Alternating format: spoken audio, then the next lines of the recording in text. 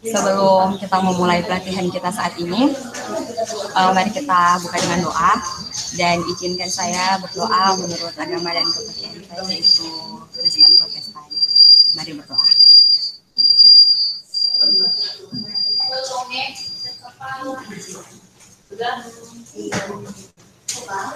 Berdoa selesai. Bapak Ibu guru semua, semoga kita saat ini dalam keadaan yang sehat-sehat, dalam keadaan yang baik. Sebelum kita memulai pelatihan kita saat ini, saya akan mengadakan ice breaking untuk kita agar supaya nanti di dalam pelatihan kita tidak canggung. Jadi saya akan menanyakan 3 pertanyaan. Jadi yang tahu bisa mengetikkan jawabannya di kolom chat. Pertanyaan pertama seperti ini. Jika saya berada di lantai 5, jika saya berada di lantai 5, saya naik 1 lantai, kemudian saya belok kiri 1 langkah, ada di lantai berapakah saya? 9.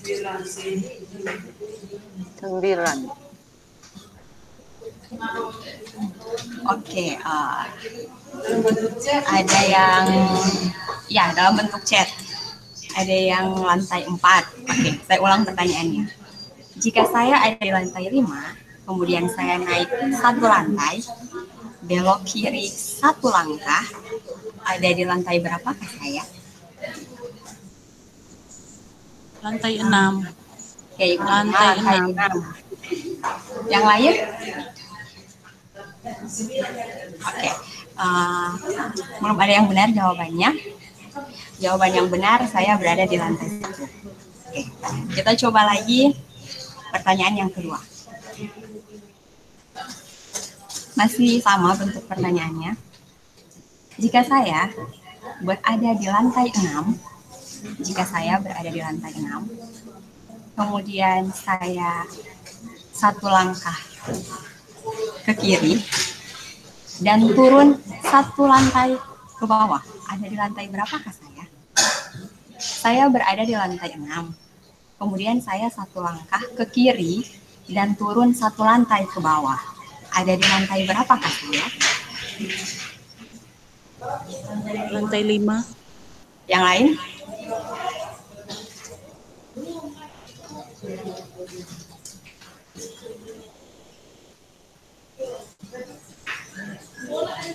Sisa juga lantai 5. Sudah benar ini jawabannya. Ada di lantai 5. Oke, kita coba lagi 1 pertanyaan sebelum kita mau masuk ke dalam materi. Jika saya berada di lantai 1, jika saya berada di lantai 1, kemudian saya 1 langkah ke kanan dan turun 2 lantai, ada di lantai berapakah saya? Saya berada di lantai 1, 1 langkah ke kanan dan turun 2 lantai, ada di lantai berapakah saya? Apa, Mak? Ada yang bisa, Ibu Guru? Lantai 4. Belum tepat ya.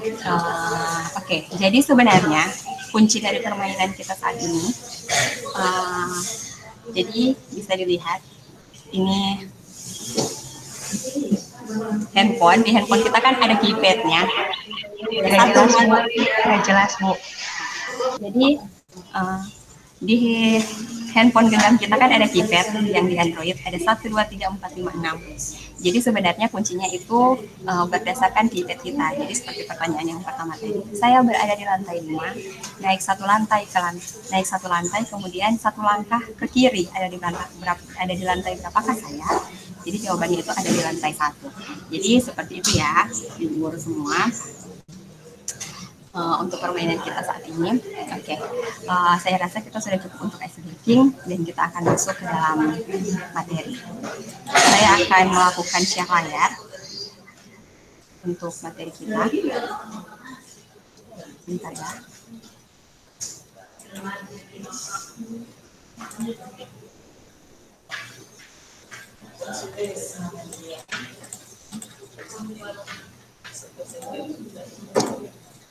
Nah, apakah sudah terlihat? Sudah. Sudah, Bu, sudah. Jadi, kita akan membahas materi tentang profil pelajar Pancasila. Jadi, seperti apa profil Pancasila itu, apa tujuannya, dirumuskannya seperti apa, dan dimensi-dimensinya itu, serta penggunaan dari profil Pancasila ini seperti apa. Jadi, profil Pancasila itu, ini merupakan pertanyaan yang pertama.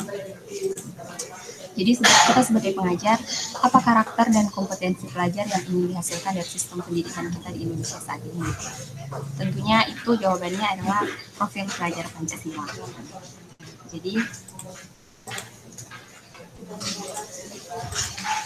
Jadi apa sebenarnya yang menjadi profil pelajar Pancasila itu? Jadi profil pelajar Pancasila adalah profil lulusan yang bertujuan menunjukkan karakter dan kompetensi yang diharapkan diraih dan menguatkan nilai-nilai luhur Pancasila peserta didik dan para pemangku kepentingan. Jadi itu yang menjadi gambaran umum tentang apa itu profil pelajar Pancasila. Jadi kemudian apa yang menjadi tujuan profil pelajar Pancasila? Jadi profil pelajar Pancasila itu bertujuan mendukung visi dan misi Presiden untuk mewujudkan Indonesia maju yang berdaulat, mandiri, dan berkepribadian. Hal ini telah dirumuskan dalam undang-undang dan dicita-citakan para pemimpin bangsa ke dalam lembaga pendidikan. Jadi secara umum, profil Pancasila ini adalah perwujudan pelajar Indonesia sebagai pelajar sepanjang hayat yang memiliki kompetensi global dan berperilaku sesuai dengan nilai-nilai Pancasila. Jadi seperti itu. Mengapa dinamakan profil pelajar Pancasila? Karena ada 3 di sini. Kenapa sampai dinamakan dengan profil pelajar Pancasila? Yang pertama karena Pancasila adalah satu kata yang paling sesuai untuk merangkum seluruh karakter dan kompetensi yang diharapkan untuk dimiliki setiap pelajar di Indonesia. Yang kedua itu sebagai acuan atau sebagai pegangan kita untuk penguatan karakter bangsa, menyiapkan generasi masa depan yang unggul, dan mampu menjawab tantangan masa kini dan masa yang akan datang. Pancasila juga adalah penentu arah. Jadi dengan Pancasila ini kita bisa menjadi kompas untuk kita melihat arah perubahan dan petunjuk bagi segenap pemangku kepentingan dalam upaya peningkatan kualitas pendidikan. Di dalam profil pelajar Pancasila juga dirumuskan menjadi profil pelajar sepanjang hayat. Pernyataan ini memuat 3 kata kunci, yaitu pelajar Pancasila sepanjang hayat, kompetensi global, dan pengalaman nilai-nilai Pancasila. Di dalam profil Pancasila terbagi menjadi 6 dimensi. Di sini diuraikan. Dimensi yang pertama itu beriman, bertakwa kepada Tuhan Yang Maha Esa, dan berakhlak mulia. Yang kedua, berkebinekaan global. Yang ketiga, mandiri. Yang keempat, bergotong royong. Yang kelima, bernalar kritis. Dan yang keenam, kreatif. Di dalam profil Pancasila juga ada kegunaannya. Ada 3 yang menjadi poin utama dari kegunaan profil Pancasila. Yaitu yang pertama, profil pelajar Pancasila merupakan upaya menerjemahkan tujuan dan visi pendidikan ke dalam format yang lebih mudah dipahami oleh seluruh pemangku kepentingan pendidikan. Yang kedua, profil pelajar Pancasila dibuat dengan tujuan sebagai kompas bagi pendidik dan pelajar Indonesia. Dan yang ketiga, segala pembelajaran, program, dan kegiatan di satuan pendidikan bertujuan akhir ke profil pelajar Pancasila. Jadi ini merupakan gambaran untuk materi kita saat ini. Jadi untuk saat ini mungkin dari para peserta ada yang ingin bertanya seputar dengan profil pelajar Pancasila yang kita bahas saat ini. Dipersilakan.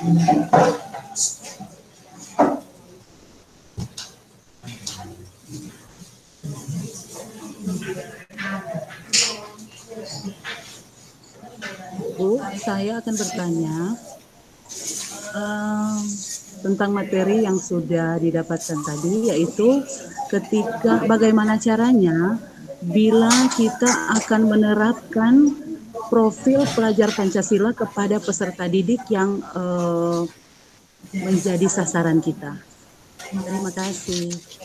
Jadi pertanyaan dari Ibu Irma, bagaimana kita sebagai pendidik dapat menerapkan profil pelajar Pancasila ini di dalam proses pembelajaran, seperti itu ya Bu?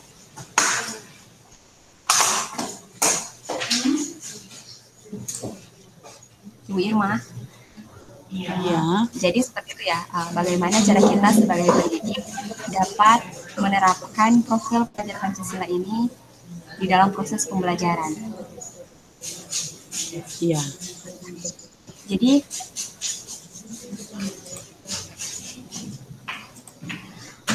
tentunya kita harus berpatokan kepada dimensi-dimensi yang ada di dalam profil pelajar Pancasila, di mana ada 6 dimensi.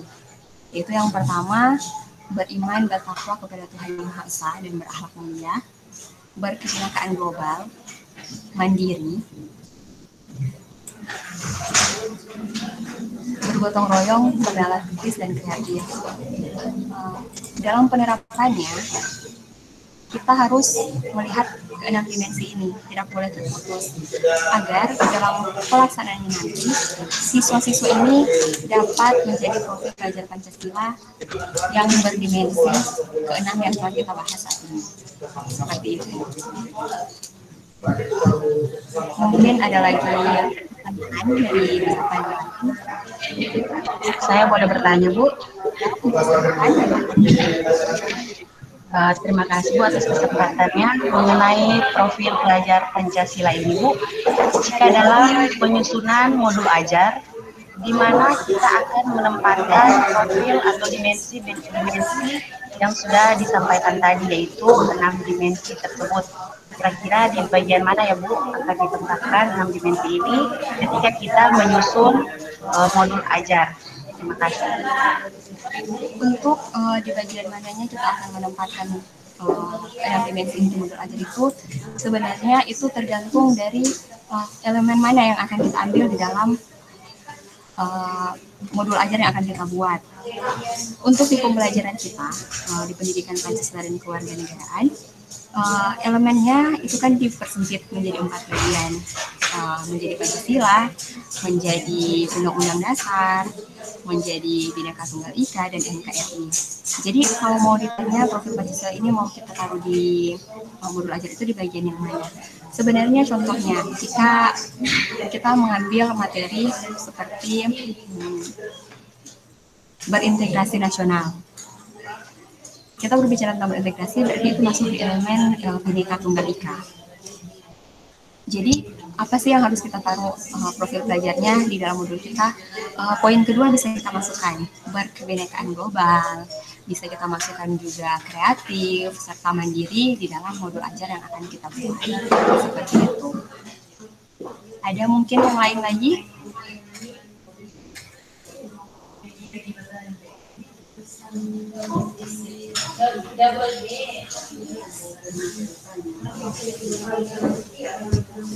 Mungkin dari peserta yang lain.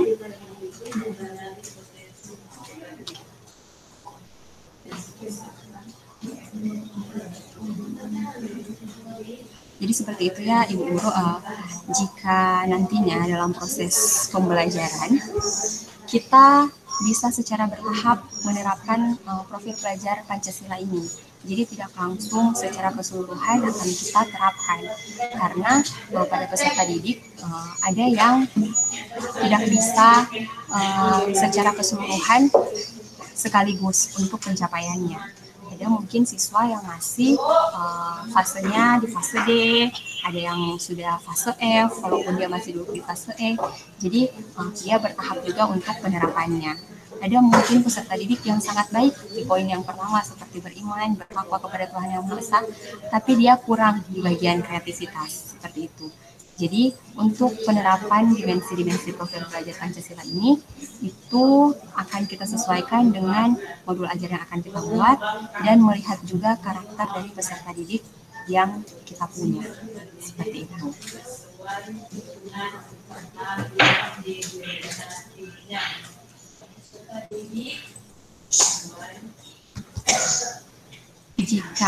sudah tidak ada pertanyaan lagi, maka saya akan menutup forum diskusi kita saat ini. Kiranya materi ini bisa kita praktekkan di dalam proses pembelajaran kita, agar kedepannya kita bisa menjadi pengajar-pengajar yang jauh lebih baik, yang bisa menghasilkan profil-profil pelajar Pancasila untuk generasi yang lebih maju.